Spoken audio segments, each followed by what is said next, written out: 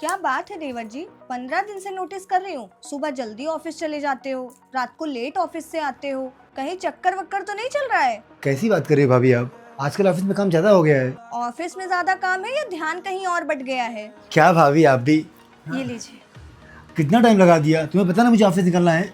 वो बिल्ली का बाल लग गया था तो मैं ब्रश ढूंढ रही थी। जुबान लड़ती है। अरे ये क्या कर रहे हो देवर जी? अरे भाभी इसको रात को ही बोल दिया था कि सुबह मुझे जल्दी निकलना है, लेकिन ये समझती नहीं है। हो गया ना मैं इसकी वजह से लेट। बिना मार खाए कुछ समझती नहीं है। ये क्या देवरानी जी, देवर जी तुम पर हाथ भी उठाते हैं?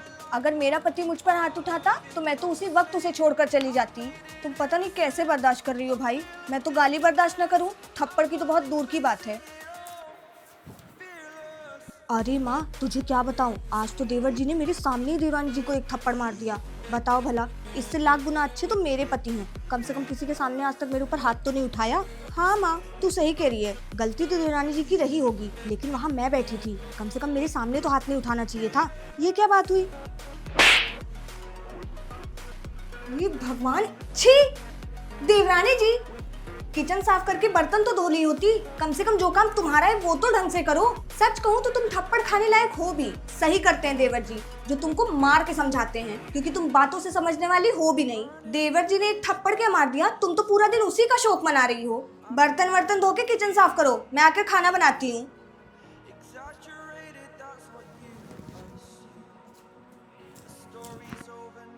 लाइए मुझे दीजिए।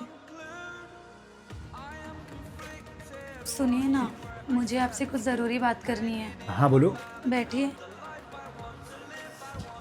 अगर आपको मुझे कुछ समझाना रहा करे तो अकेले में समझा लिया करो, ऐसे किसी के सामने मुझ पे हाथ मत उठाया करो। मैंने पहली बार तो तुम्हें मारा नहीं है, तो तुम समझा क्यों रही है मुझे? क्योंकि हर बार आपने मुझे अकेले में थप्पड़ मारा है, लेकिन आज पहली बार जेठानी जी के सामने मार दिया। क्या सोच रही होंगी वो?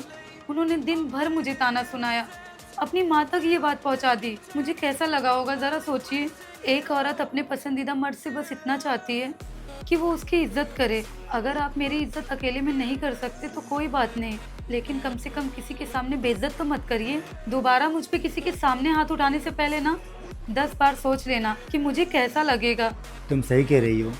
जब तक पति पत्नी के झगड़े बंद कमरे में रहते हैं तब तक उनका रिश्ता ठीक रहता है, और जैसे ही वो झगड़े कमरे के बाहर जाते हैं रिश्ते अपने आप कमज़ोर हो जाते हैं। आई एम सॉरी, मैंने जो तुम पर पहले हाथ उठाया उसके लिए भी, और आज जो हाथ उठाया उसके लिए भी। मैं दोबारा सबके सामने क्या, तुमसे अकेले में भी कभी ऊंची आवाज़ में बात नहीं करूँगा। तुमने मुझे माफ़ तो कर दिया ना? अच्छा आज शाम को तुमको पानी पूरी खिलाने ले चलूँगा। ठीक है।